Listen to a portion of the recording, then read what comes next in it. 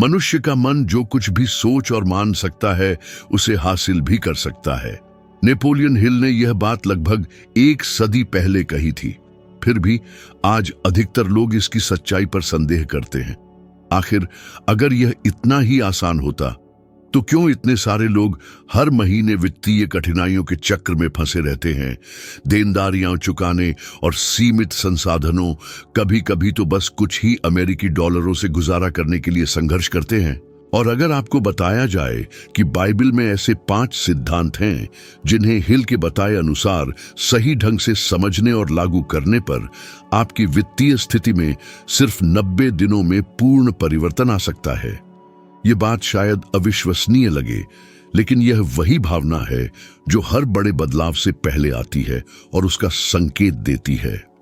विश्वास हर समृद्धि की आधारशिला है।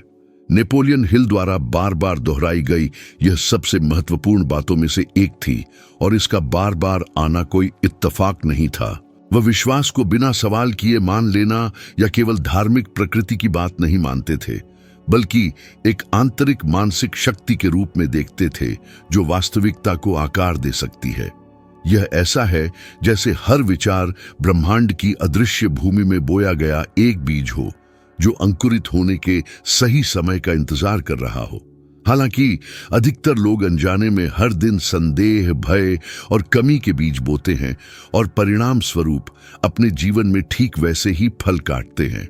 पाठक ने खुद कितनी बार किसी पहल को शुरू करने से पहले ही छोड़ दिया है, सिर्फ इसलिए कि उसे उसकी सफलता में विश्वास नहीं था। भय वह अदृश्य कारक है जो आकांक्षाओं को नष्ट कर देता है। हिल का कहना था कि भय और संदेह सफलता के 2 सबसे बड़े चोर हैं। थोड़ा ध्यान से सोचने पर यह सच्चाई साबित हो जाएगी। कितनी बार अवसरों को इसलिए नजरअंदाज किया गया क्योंकि लगा कि समय सही नहीं है, अनुभव की कमी है या किसी पेनफुल हार का डर है।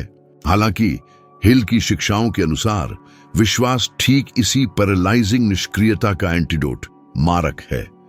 यह अदृश्य को देखने और ऐसा कार्य करने की क्षमता है मानो वांछित वास्तविकता पहले ही साकार हो चुकी हो। जब पवित्र शास्त्र कहता है कि विश्वास आशा की हुई वस्तुओं का निश्चय है, तो उसका मतलब ठीक यही सिद्धांत है। टैंजिबल, मूर्त सबूतों की अनुपस्थिति में भी कार्य करना और तब भी विश्वास करना जब सभी परिस्थितियां असंभवता का सुझाव देती हों। हिल ने इस अनुभव को स्वयं जिया था।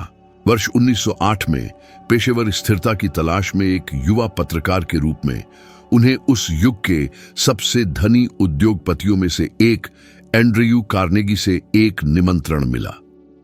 कार्नेगी ने उन्हें संयुक्त राज्य अमेरिका के सबसे सफल व्यक्तियों का साक्षात्कार करने और उन्हें धनवान बनाने वाले रहस्य को उजागर करने के लिए प्रेरित किया। महत्वपूर्ण बात यह थी कि इस काम के लिए हिल को एक भी अमेरिकी डॉलर नहीं मिलेगा।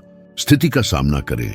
एक सीमित संसाधनों वाला व्यक्ति जिसके पास पत्नी और बच्चों का भरण पोषण करना था, एक ऐसे प्रस्ताव का सामना कर रहा था जिसमें 20 साल की अवैतनिक लगन की आवश्यकता थी।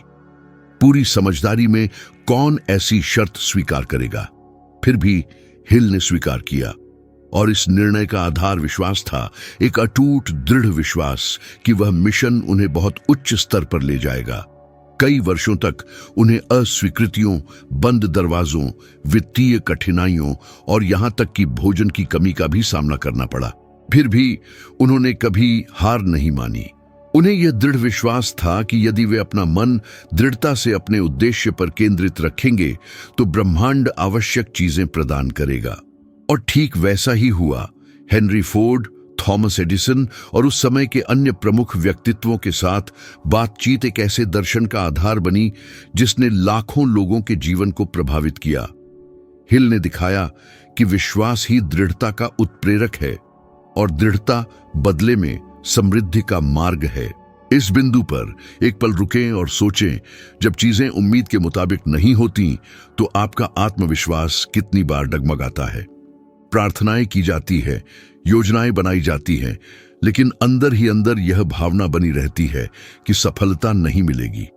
यह आंतरिक असंगति विश्वास को फल देने से पहले ही नष्ट कर देती है। हिल सिखाते थे कि विश्वास अनायास उत्पन्न नहीं होता, यह एक सोचा समझा निर्माण है।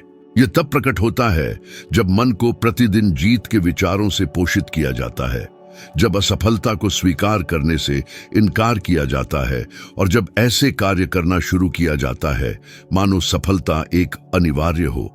समकालीन वैज्ञानिक अनुसंधान उन सिद्धांतों की पुष्टि करता है जिन्हें हिल और पवित्र शास्त्र सदियों पहले ही घोषित कर चुके थे।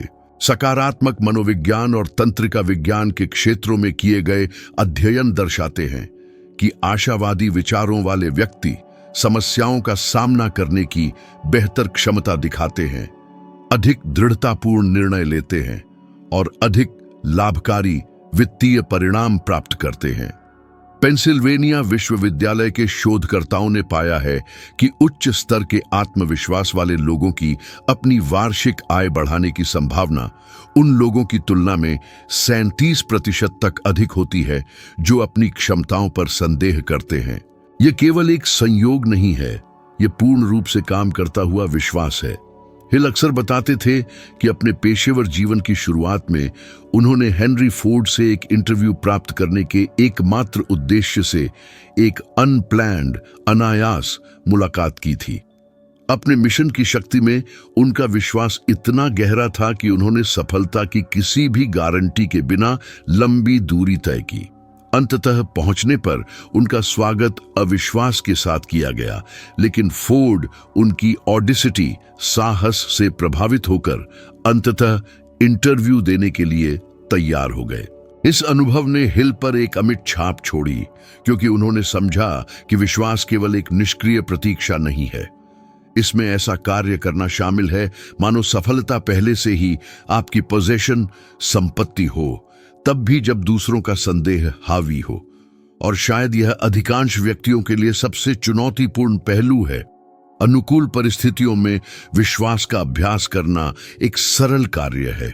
हालांकि विश्वास बनाए रखना जब वित्तीय संसाधन समाप्त हो जाते हैं, जब कोई योजना विफल हो जाती है, जब आपको मूर्ख कहा जाता है, यही वह दहलीज है जो सपने देखने वालों और वास्तव में उन्हें साकार करने वालों के बीच अंतर करती है। हिल का कहना था कि यदि आत्मविश्वास अनुपस्थित है तो कोई और नहीं करेगा। विश्वास वह अदृश्य नींव है जिस पर सारी टैंजिबल वास्तविक संपत्ति खड़ी की जाती है। उपरोक्त बातों को देखते हुए एक चुनौती प्रस्तावित की जाती है। एक स्पष्ट और विशिष्ट वित्तीय लक्ष्य चुनें। यह $10,000 जमा करना, एक बकाया चुकाना, एक नया उद्यम शुरू करना या अपनी मासिक आय बढ़ाना हो सकता है। अगले 7 दिनों तक हर सुबह और हर रात अपनी आंखें बंद करें और खुद को उस परिणाम को जीते हुए विजुअलाइज्ड कल्पना करें। उस लक्ष्य को प्राप्त करने की पूर्णता महसूस करें। केवल कल्पना न करें, विश्वास करें। जब भावना वास्तविक होती है तो मानव मन कल्पना और वास्तविकता के बीच अंतर नहीं कर पाता। इस दैनिक अभ्यास को हिल लागू विश्वास, अप्लाइड फेथ कहते थे। आप देखेंगे कि समय बीतने के साथ एक बदलाव आएगा, विचार उभरने लगेंगे, अवसर सामने आएंगे और व्यक्ति ऐसे रास्ते देखने लगेगा जो पहले अदृश्य थे। यह कोई जादू नहीं है, यह विश्वास के साथ मन की शक्ति है जो इंटेंजिबल अमूर्त को टेंजिबल वास्तविकता में बदल देती है। हिल ने अपने जीवन में इसे साबित किया और पाठक भी ऐसा कर सकते हैं, क्योंकि अंततः सच्चा विश्वास किसी चीज के होने का इंतजार करना नहीं है। यह ऐसा कार्य करना है मानो वह पहले ही हो चुका हो। कार्य के बिना विश्वास केवल एक भ्रम है। यह उन सबसे ठोस सच्चाइयों में से एक का प्रतिनिधित्व करता है जिसे नेपोलियन हिल ने अपने जीवन काल में आत्मसात किया। वह जोर देते थे कि दुनिया ऐसे आदर्शवादियों से भरी है जो कभी आगे नहीं बढ़ते, ऐसे व्यक्ति जो पढ़ने, अध्ययन करने, योजना बनाने में लगे रहते हैं लेकिन कभी भी प्रैक्टिकल, व्यवहारिक निष्पादन की ओर नहीं बढ़ते। कार्य वह पुल है जो विचार को परिणाम से जोड़ता है। यह अमूर्त को मूर्त में बदलता है। पवित्र शास्त्र ने बहुत पहले ही इस सिद्धांत की पुष्टि कर दी थी, यह घोषित करते हुए कि कर्मों के बिना विश्वास व्यर्थ है। यानी विश्वास करना महत्वपूर्ण है, लेकिन इसका कोई फायदा नहीं अगर शरीर उस दिशा में नहीं बढ़ता जिसकी मन इच्छा करता है। पाठक को कितनी बार इस बात का पूरा ज्ञान था कि क्या करने की आवश्यकता है, लेकिन उसने उसे टाल दिया। कितनी बार सही पल, आदर्श वित्तीय संसाधनों, त्रुटिहीन प्रेरणा का इंतजार किया। दुविधा यह है कि वह आदर्श पल इनवेरिएबली हमेशा मटेरियलाइज, साकार नहीं होता। जो क्रिया को परफेक्ट, उत्तम तत्परता से जोड़ता है, वह इंतजार में नष्ट हो जाता है। नेपोलियन हिल का मानना था कि निर्णय ही कार्य का मोड़ बिंदु है। यह देखना दिलचस्प है कि अधिकांश लोग निर्णय लेने की बजाय उनसे बचने में अधिक समय लगाते हैं। यह अवलोकन सैकड़ों करोड़पतियों के साथ उनके अध्ययन से सामने आया। उनमें से किसी ने भी कोई हिचकिचाहट नहीं दिखाई। उन सभी में एक सामान्य विशेषता थी, तेजी से कार्य करने और प्रगति के दौरान ही कोर्स, मार्ग को समायोजित करने की प्राथमिकता। यह रात में हेडलाइट्स ऑन करके गाड़ी चलाने जैसा है। आपको पूरी सड़क नहीं दिखती, लेकिन इतना काफी होता है कि आप आगे बढ़ते रहे। हिल अक्सर कहते थे कि हिचकिचाहट अवसर की हत्यारिन है, और जब हम अपने आसपास देखते हैं तो इस बात की सच्चाई साफ दिखती है। कितनी बेहतरीन कल्पनाएं सिर्फ इसीलिए गुम हो गईं क्योंकि किसी ने शुरुआत करने में हिचकिचाहट दिखाई। जब एंड्रयू कार्नेगी ने हिल को सफलता पर शोध करने के लिए अपने जीवन के 20 साल समर्पित करने की चुनौती दी, बिना किसी वित्तीय प्रतिफल के, तो वे मना कर सकते थे। वे शादीशुदा थे, परिवार की जिम्मेदारियां थीं और उन्हें इस बात की कोई गारंटी नहीं थी कि इस काम से उन्हें कोई फायदा होगा। इसके बावजूद उन्होंने स्वीकार किया। यह उनके जीवन के सबसे साहसिक कदमों में से एक था। उन्होंने सुरक्षा का इंतजार नहीं किया, उन्होंने अनिश्चितता के बीच काम किया, और ठीक यही व्यवहार है जिससे ज्यादातर लोग बचना चाहते हैं। वे पहला कदम उठाने से पहले गारंटी चाहते हैं। वे शुरू करने से पहले पूरा रास्ता देखना चाहते हैं। लेकिन ब्रह्मांड की गतिशीलता ऐसे काम नहीं करती। कार्रवाई ही मार्ग बनाती है, न कि इसका उल्टा।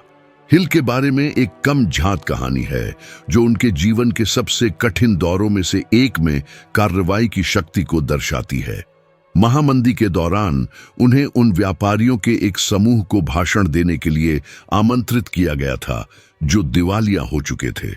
वे खुद दिवालिया और बदनाम थे। फिर भी मना करने के बजाय उन्होंने वहां जाने का फैसला किया। मंच पर उन्होंने उस समय भी सक्रिय रहने के अत्यधिक महत्व पर बात की जब सभी संभावनाएं प्रतिकूल लग रही थीं। उस भाषण ने न केवल श्रोताओं की बल्कि उनकी अपनी आशा को भी फिर से जगाया। उस क्षण से हिल ने शून्य से फिर से शुरू करने और वह पुस्तक लिखने का निश्चय किया जो धन पर अब तक का सबसे प्रभावशाली संकलन बन गई। अगर वे घर पर ही संकट का शोक मनाते रहते तो शायद दुनिया को कभी थिंक एंड ग्रो रिच नहीं मिलती। डर हमेशा कार्रवाई में मुख्य बाधा है। विज्ञान बताता है कि डर महसूस होने पर सेरेब्रल कॉर्टेक्स एमिग्डाला को सक्रिय करता है, जो जीवित रहने के तंत्र के लिए जिम्मेदार क्षेत्र है। यह वही है जो आपको किसी जोखिम का सामना होने पर भागने या जम जाने पर मजबूर करता है। लेकिन आधुनिक जीवन में यह जोखिम अक्सर केवल भावनात्मक होता है। अस्वीकार किए जाने का डर, असफल होने का डर, शर्मिंदा होने का डर। स्टैनफोर्ड विश्वविद्यालय के अध्ययनों के अनुसार 85% लोग महत्वपूर्ण निर्णय टाल देते हैं क्योंकि वे दूसरों के फैसले से डरते हैं, और इस देरी की एक कीमत होती है। खोया हुआ समय कभी वापस नहीं आता। हिल अक्सर कहते थे कि संदेह में बिताया गया हर सेकंड उपलब्धि से चुराया गया 1 सेकंड है।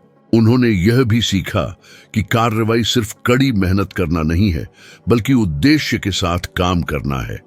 ज्यादातर लोग गति को प्रगति समझ लेते हैं। वे हर समय व्यस्त रहते हैं लेकिन कहीं नहीं पहुंचते। हिल ने देखा कि सफल लोगों का लगभग जुनूनी ध्यान होता है। वे कम करते हैं लेकिन अधिक तीव्रता से करते हैं। उदाहरण के लिए हेनरी फोर्ड को उनके साहसिक विचारों के लिए अनगिनत बार आलोचना का सामना करना पड़ा। लोग कहते थे कि वे पागल थे यह मानने के लिए कि ऑटोमोबाइल सभी के लिए सुलभ हो जाएगा। उन्होंने बहस नहीं की, उन्होंने बस काम किया। वे परीक्षण करते रहे, गलतियां करते रहे, समायोजन करते रहे, जब तक कि असंभव अपरिहार्य न हो गया। फोर्ड ने किसी की मंजूरी का इंतजार नहीं किया और इसी ने उन्हें एक साम्राज्य बनाने में मदद की। एक ऐसा बिंदु आता है जहां कार्रवाई जीवंत विश्वास बन जाती है। जब आप तत्काल परिणामों के बिना भी कार्य करना शुरू करते हैं तो आप ब्रह्मांड को साबित करते हैं कि आप तैयार हैं। हिल का मानना था कि सफलता चयनात्मक होती है। यह उन लोगों के साहस की परीक्षा लेती है जो इसे चाहते हैं, और इस परीक्षा में ही ज्यादातर लोग हार मान लेते हैं। शुरुआत में सब कुछ गलत लगता है, दरवाजे बंद हो जाते हैं, परिणाम आने में देर लगती है, लोग संदेह करते हैं। लेकिन ठीक यही नियति देखती है कि कौन गंभीर है और कौन सिर्फ कोशिश करने का नाटक कर रहा है। जो लोग चुपचाप भी काम करते रहते हैं वे अनिवार्य रूप से जीतते हैं। अगर आप इसे साबित करना चाहते हैं तो कुछ आसान सा आजमाएं। अगले 30 दिनों तक जब भी आपको कोई अच्छा विचार आए उसी दिन उसे लागू करें। यह कुछ छोटा भी हो सकता है, एक संदेश भेजना, फोन कॉल करना, एक नया प्रोजेक्ट शुरू करना, एक नया विषय पढ़ना। रहस्य है टालना नहीं। इस रवैये का दोहराव एक नया मानसिक पैटर्न बनाता है। हर कार्रवाई के साथ आप अपने अवचेतन मन को एक संदेश भेजते हैं जिसमें कहते हैं कि मुझे खुद पर भरोसा है, और यही वह ट्रिगर है जो डर को आत्मविश्वास में बदल देता है। शुरुआत में आपको प्रतिरोध महसूस होगा, यह असहज, थकाऊ, यहां तक कि अजीब भी लगेगा, लेकिन मन अनुकूल हो जाता है और जब कार्रवाई आदत बन जाती है तो परिणाम स्वाभाविक रूप से सामने आने लगते हैं। यह एक रुकी हुई कार को धकेलने जैसा है। शुरुआत में ताकत लगती है, लेकिन एक बार जब वह गति पकड़ लेती है तो गति अपरिहार्य हो जाती है। हिल कहते थे कि उद्देश्य के साथ काम करने वाला व्यक्ति कभी लंबे समय तक गरीब नहीं रहता, क्योंकि जो चलता है वह अवसरों को आकर्षित करता है, जीवन गति को पुरस्कृत करता है। हर कार्रवाई से, चाहे वह कितनी भी अपूर्ण क्यों न हो, आप ऊर्जा, अनुभव और दिशा बनाते हैं। और अगर गलती करते हैं तो सीखें और समायोजन करें। विफलता केवल विजय का पूर्वाभ्यास है। उन सभी लोगों के बारे में सोचें जिनकी आप प्रशंसा करते हैं। उनमें से कोई भी केवल विश्वास करके वहां तक नहीं पहुंचा है, उन्होंने कार्रवाई की। और जब आप भी कार्रवाई करेंगे तो आपको कुछ शक्तिशाली महसूस होगा। संदेह गायब हो जाता है, डर कमजोर पड़ जाता है और असंभव आपकी दृढ़ता के सामने झुकने लगता है, क्योंकि अंत में कार्रवाई विश्वास का सबसे प्रामाणिक प्रमाण है। बुद्धिमत्ता वह अंतर है जो उन लोगों के बीच है जो अमीर बनते हैं और जो सिर्फ जीवित रहते हैं। बाइबल कहती है कि वह व्यक्ति धन्य है जिसे बुद्धिमत्ता मिलती है, और नेपोलियन हिल ने जल्दी ही समझ लिया था कि सच्ची शक्ति पैसे में नहीं है, बल्कि उस तरीके में है जिससे मन को सोचने के लिए प्रशिक्षित किया जाता है। उनका मानना था कि बुद्धिमत्ता अनुशासित अवलोकन और जीवन के अनुभवों पर गहन चिंतन का परिणाम है। यह ऐसी चीज नहीं है जिसे किसी किताब या कोर्स से हासिल किया जा सकता है, बल्कि यह दिखावे से परे देखने और चीजों के क्यों को समझने की क्षमता से बनती है। दुनिया बुद्धिमान लोगों से भरी पड़ी है, लेकिन ज्ञानी कम है, और ठीक यही अंतर ज्ञान जमा करने वालों और परिणाम जमा करने वालों को अलग करता है। हिल ने महसूस किया कि आधुनिक मनुष्य की सबसे बड़ी त्रासदी यह है कि वह जागरूक हुए बिना व्यस्त रहता है। वे कहते थे कि ज्यादातर लोग कड़ी मेहनत करते हैं लेकिन बिना उद्देश्य के, और इसीलिए वे कभी वास्तव में अमीर नहीं बनते। और अगर हम ईमानदार हैं तो यह हर जगह दिखाई देता है। आप कितने लोगों को जानते हैं जो ऐसे काम में वर्षों बिताते हैं जिससे वे नफरत करते हैं, सिर्फ बिल चुकाने और अगले महीने तक जीवित रहने के लिए। वे सोचते नहीं, बस प्रतिक्रिया करते हैं। बुद्धिमत्ता इसके विपरीत मांग करती है, रुकना, विश्लेषण करना और सचेत रूप से निर्णय लेना। हिल ने दावा किया कि विचार मनुष्य की सबसे बड़ी शक्ति है, लेकिन सबसे अधिक उपेक्षित भी। अपने समय के महान करोड़पतियों का अध्ययन करते समय हिल ने पाया कि उन सभी में एक सामान्य विशेषता थी। वे अपने दम पर सोचते थे। वे दूसरों की राय, फैशन या आलोचनाओं से प्रभावित नहीं होते थे। हेनरी फोर्ड उदाहरण के लिए लोगों के लिए एक सुलभ कार बनाना चाहने के लिए उपहास का पात्र बने। लोग कहते थे कि यह असंभव है, लागत बहुत अधिक होगी, लेकिन फोर्ड विशेषज्ञों की राय के आगे नहीं झुके। उन्होंने अपनी दृष्टि पर भरोसा किया और तब तक प्रयोग करते रहे जब तक वे सफल नहीं हो गए। यह उस तरह की बुद्धिमत्ता है जो असंभव को अपरिहार्य में बदल देती है। जब पूरी दुनिया संदेह करती है तो अपने मन पर भरोसा करने का साहस, बुद्धिमत्ता गलतियों को पहचानने और उनसे सीखने में भी है। हिल का मानना था कि हर असफलता अपने भीतर एक समान लाभ का बीज लिए होती है, लेकिन इसे देखने के लिए सीखने वाले की आंखें होनी चाहिए। अपने सबसे चुनौतीपूर्ण क्षणों में से एक में हिल ने एक शैक्षिक परियोजना में निवेश किया जो पूरी तरह से विफल हो गई। उन्होंने जो कुछ भी था वह खो दिया, उनकी आलोचना हुई और वे अवसाद में चले गए। हालांकि हार मानने के बजाय उन्होंने विश्लेषण किया कि क्या गलत हुआ। उन्होंने पाया कि उन्होंने उद्देश्य से ऊपर महत्वाकांक्षा को रखा था। इस धारणा ने उन्हें अपना रास्ता समायोजित करने और वर्षों बाद मानव मन के विकास पर आधारित एक शिक्षण पद्धति बनाने के लिए प्रेरित किया, जिसने हजारों लोगों को समृद्ध होने में मदद की। असफलता उनके जीवन के सबसे बड़े सबकों में से एक में बदल गई। विज्ञान इस बात की पुष्टि करता है जो हिल सिखाते थे। हार्वर्ड विश्वविद्यालय के शोध से पता चलता है कि जो लोग चिंतन की क्षमता विकसित करते हैं, यानी जो अपने निर्णयों के बारे में सोचने, गलतियों से सीखने और अपनी भावनाओं का मूल्यांकन करने के लिए समय निकालते हैं, उनमें उन लोगों की तुलना में 23% अधिक वित्तीय और भावनात्मक सफलता की संभावना होती है जो केवल आवेग में कार्य करते हैं। बुद्धिमत्ता सब कुछ जानने में नहीं है, बल्कि अवलोकन करने, प्रश्न पूछने और समायोजन करने में है। यह ज्ञान और विवेक के बीच संतुलन है, लेकिन बुद्धिमत्ता का एक शांत दुश्मन है, जानकारी का शोर।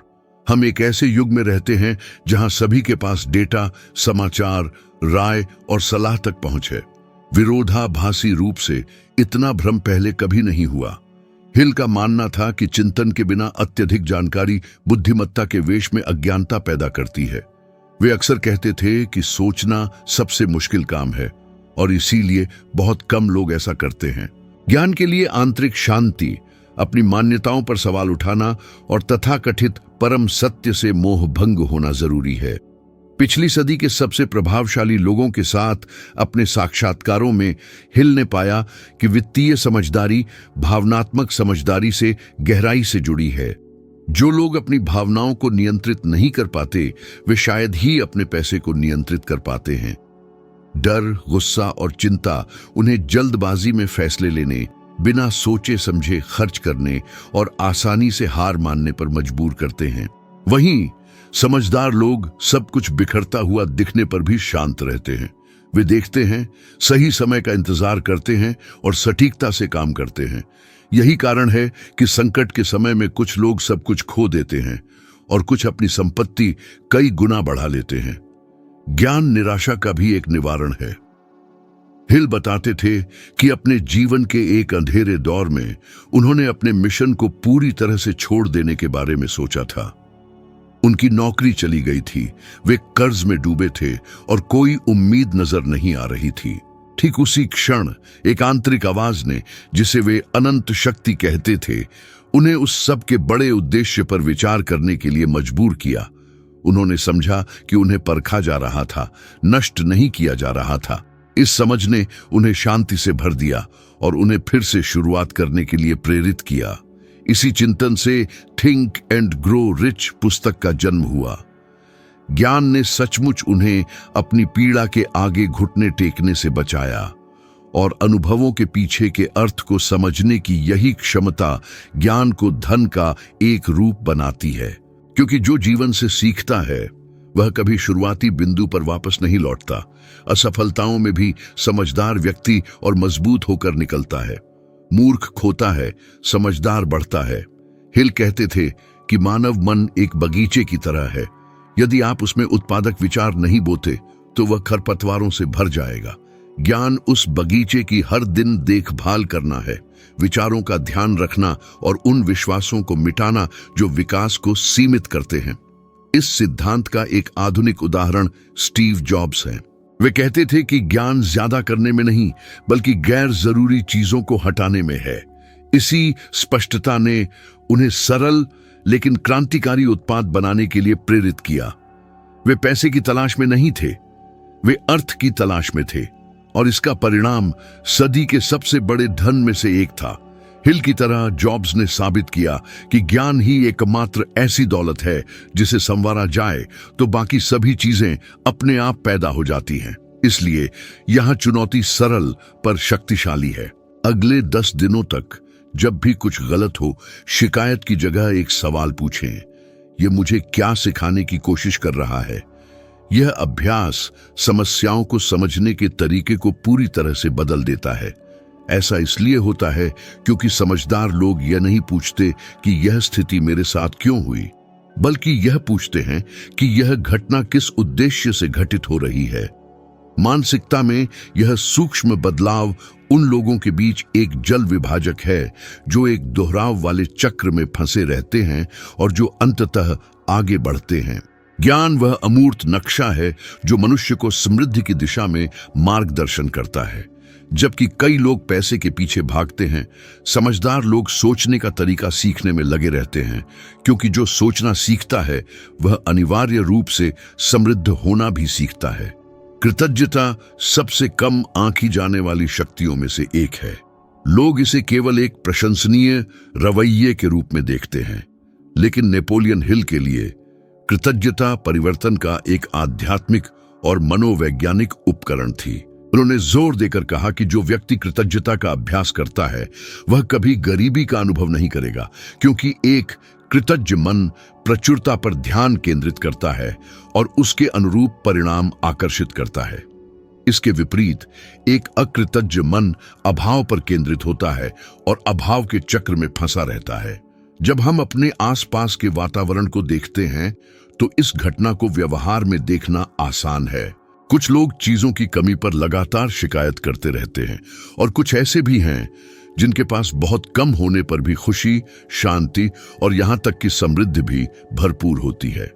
उनके बीच का अंतर इस बात में नहीं है कि उनके पास क्या है, बल्कि इस बात में है कि वे क्या महसूस करते हैं। पवित्र शास्त्र सिखाते हैं, हर बात में धन्यवाद दो। यहां पूर्व सर्ग हर चीज के लिए नहीं, बल्कि हर चीज में है। इसका तात्पर्य है कि प्रतिकूल परिस्थितियों के सामने भी कुछ ऐसा है जिसे सीखा जा सकता है, कुछ ऐसा है जिसे महत्व दिया जा सकता है। हिल ने इस सत्य को सबसे मार्मिक तरीके से समझा। महामंदी के दौरान उन्होंने अपनी संपत्ति, पूंजी, स्थिरता और प्रतिष्ठा का भारी नुकसान झेला। कुछ समय के लिए वे पहाड़ों में एक झोपड़ी में अकेले रहने चले गए, जहां वे शर्म और निराशा से घिरे थे। हालांकि वहीं शांति और एकांत के बीच उन्हें अपने जीवन की सबसे बड़ी अंतर्दृष्टि में से एक प्राप्त हुई। उन्होंने महसूस किया कि जब तक वे खोई हुई चीजों पर विलाप कर रहे थे, तब तक वे अपनी पुनर्निर्माण की क्षमता को अवरुद्ध कर रहे थे। तभी उन्होंने अपना ध्यान बदलने का फैसला किया। जो चीजें उनके पास नहीं थीं, उन पर विचार करने के बजाय उन्होंने उन चीजों के लिए कृतज्ञता व्यक्त करना शुरू किया जो उनके पास अभी भी थीं। स्वास्थ्य, मानसिक स्पष्टता और फिर से शुरुआत करने का अवसर। दृष्टिकोण में यह बदलाव एक लौ जलाने जैसा था। कृतज्ञता ने उन्हें मानसिक अंधेरे से बाहर निकाला और उन्हें फिर से आगे बढ़ने के लिए प्रेरित किया।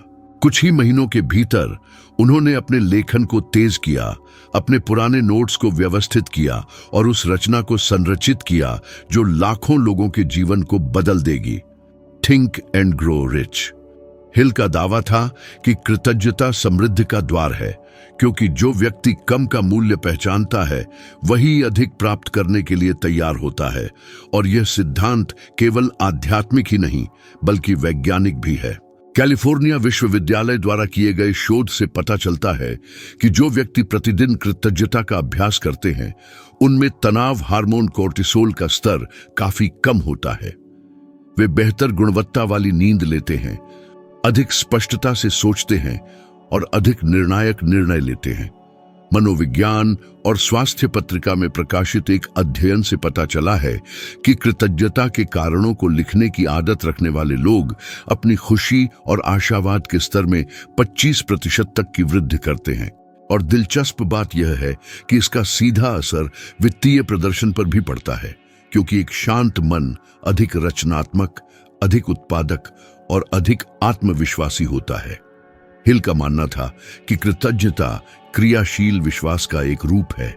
यह ऐसा है जैसे व्यक्ति ब्रह्मांड को यह बता रहा हो, मुझे विश्वास है कि सभी परिस्थितियां मेरे पक्ष में काम कर रही हैं, भले ही मैं यह न समझूं कि ऐसा क्यों है। और ब्रह्मांड जवाब में कृतज्ञ होने के और कारण प्रदान करता रहता है। उन्होंने बताया कि जिन लाखों पतियों का उन्होंने साक्षात्कार लिया, उनमें से कई इसी विचार पैटर्न को साझा करते थे। उदाहरण के लिए थॉमस एडिसन, जब उनकी प्रयोगशाला आग से पूरी तरह नष्ट हो गई थी, तो उन्हें मुस्कुराते हुए यह कहते देखा गया, अब हमें पिछली गलतियों के बिना फिर से शुरुआत करने का अवसर मिलेगा। आपदा के सामने यह कृतज्ञ मानसिकता ही उन्हें अलग करती है, जो फिर से उठ खड़े होते हैं और जो हार मान लेते हैं। कृतज्ञता एक शक्तिशाली भावनात्मक शक्ति भी है। यह भय को दूर करती है, चिंता को मिटाती है और ईर्ष्या को समाप्त करती है। कोई भी व्यक्ति एक साथ कृतज्ञ और दुखी नहीं हो सकता। जब कोई वास्तव में धन्यवाद देना शुरू करता है, केवल शब्दों से नहीं बल्कि दिल से, तो एक आंतरिक परिवर्तन होता है। अभाव की ऊर्जा प्रचुरता की ऊर्जा से बदल जाती है और यही सही लोगों, विचारों और अवसरों को आकर्षित करना शुरू कर देती है। हिल ने देखा कि अकृतज्ञ व्यक्ति अक्सर प्रतिकूल परिस्थितियों में डूबे रहते हैं, जबकि कृतज्ञ लोगों को भाग्यशाली माना जाता है। लेकिन उन्होंने जोर देकर कहा कि यह भाग्य नहीं बल्कि एक नियम है। एक कृतज्ञ मन ऐसी आवृत्ति पर कंपन करता है जो स्वाभाविक रूप से दरवाजे खोलती है। अपनी एक संगोष्ठी में हिल ने बताया कि एक बार एक व्यवसायी उनके पास आया। उसने खुद को दिवालिया, आशाहीन और बिना किसी समाधान के बताया। हिल ने उससे अपने जीवन में बची हुई सभी सकारात्मक चीजों की एक सूची बनाने का अनुरोध किया। उस व्यक्ति ने मना किया, लेकिन अंततः मान गया। अंत में उसे एहसास हुआ कि उसके पास अभी भी स्वास्थ्य, परिवार, दोस्त और ज्ञान था। हिल ने तब कहा, आपके पास अभी भी वह है जिसके लिए ज्यादातर लोग सब कुछ दे देंगे। अंतर यह है कि आपने उसे देखना बंद कर दिया था। उस दिन से व्यवसायी ने हर छोटी जीत के लिए रोजाना धन्यवाद देना शुरू किया और कुछ ही महीनों में उसने आत्मविश्वास, एकाग्रता और बाद में अपनी कंपनी को फिर से स्थापित कर लिया। कृतज्ञता ने उसमें सृजन की शक्ति को फिर से जगाया। व्यावहारिक जीवन में कृतज्ञता एक फिल्टर की तरह काम करती है। दो लोग बिल्कुल एक ही स्थिति का अनुभव कर सकते हैं, लेकिन उनमें से केवल एक ही उससे विकसित हो पाएगा। अंतर दृष्टिकोण में निहित है। कृतज्ञ व्यक्ति सीखता है, शिकायत करने वाला व्यक्ति पुराने पैटर्न दोहराता है। और हिल ने जोर देकर कहा कि जब तक मन शिकायत करता रहता है, तब तक वह रचनात्मक विचारों के उस चैनल को बाधित करता है जो समस्या का समाधान कर सकते थे। जब कोई धन्यवाद देता है तो मस्तिष्क स्पष्टता और प्रेरणा से जुड़े क्षेत्रों को सक्रिय करता है और उसी क्षण वे समाधान उभरते हैं जो पहले अदृश्य लगते थे। नतीजतन, यदि आपकी इच्छा समृद्ध होने की है तो अनुशासित तरीके से कृतज्ञता का अभ्यास शुरू करें। अगले 21 दिनों तक सुबह जागने के तुरंत बाद उन 3 चीजों को लिखें जिनके लिए आप आभारी महसूस करते हैं। यह मायने नहीं रखता कि वे मामूली हैं। सांस लेने वाली हवा, छत द्वारा प्रदान की गई आश्रय, फिर से प्रयास करने का अवसर, यह अपने लिए करें, सिर्फ आदत के तौर पर नहीं। निरंतर अभ्यास एक नया मानसिक ढांचा स्थापित करता है और आप जितना अधिक अपने मन को सकारात्मकता पहचानने के लिए प्रशिक्षित करेंगे, उतना ही कम वह कमी से चिपकेगा। हिल अक्सर कहते थे कि ब्रह्मांड उन लोगों को अधिक नहीं देता जो दुर्लभ चीजों की कद्र नहीं करते। यह वाक्य कृतज्ञता की शक्ति का सार है। यह दृष्टिकोण को बदल देती है और दृष्टिकोण जीवन को बदल देता है। समृद्धि तब शुरू होती है जब आप धन्यवाद के कारणों का इंतजार करना छोड़कर कारण बनाने के लिए धन्यवाद देने लगते हैं। क्योंकि मूल रूप से कृतज्ञता विश्वास का सबसे शुद्ध रूप है। यह इस बात की निश्चितता है कि प्रकट होने से पहले भी कुछ शुभ पहले से ही रास्ते में है। अब जब आप उन 5 सिद्धांतों को जान गए हैं जो 90 दिनों में आपकी वित्तीय वास्तविकता को बदलने में उत्प्रेरक का काम कर सकते हैं, विश्वास, कार्य, ज्ञान, कृतज्ञता और उद्देश्य, तो यह सोचने का समय है कि उन्हें अपनी दिनचर्या में व्यावहारिक रूप से कैसे लागू किया जाए। उनमें से प्रत्येक यथास्थिति को पार करने और प्रचुरता और अर्थपूर्ण अस्तित्व का निर्माण करने के लिए एक ठोस कदम का प्रतिनिधित्व करता है। और यह परिवर्तन तब शुरू होता है जब आप अनुशासन और इरादे के साथ कार्य करने का निर्णय लेते हैं। यदि आप में जागरण की भावना है कि आप एक वास्तविक बदलाव के लिए तैयार हैं, तो यहां न रुकें। स्क्रीन पर प्रदर्शित होने वाली अगली सामग्री इन रणनीतियों को और भी गहराई से समझाएगी। यह दर्शाएगी कि नेपोलियन हिल की शिक्षाओं को सीधे और प्रभावी ढंग से कैसे लागू किया जाए, बिना जादुई फॉर्मूलों का सहारा लिए, बल्कि सिद्ध तरीकों और लगातार कार्रवाई के साथ। मेरी यहां उपस्थिति व्यर्थ की बातों के लिए नहीं है। मेरी प्रतिबद्धता आपके वास्तविक और परिवर्तनकारी व्यक्तिगत और वित्तीय विकास में निहित है। और ठीक इसी कारण से मैं आपसे आने वाले वीडियो पर क्लिक करने और मेरे साथ इस यात्रा को जारी रखने का आग्रह करता हूं। अतः देर न करें, अभी प्रदर्शित हो रहे वीडियो पर क्लिक करें और आइए हम सब मिलकर आगे बढ़ें। मैं अगले कंटेंट में आपका इंतजार कर रहा हूं।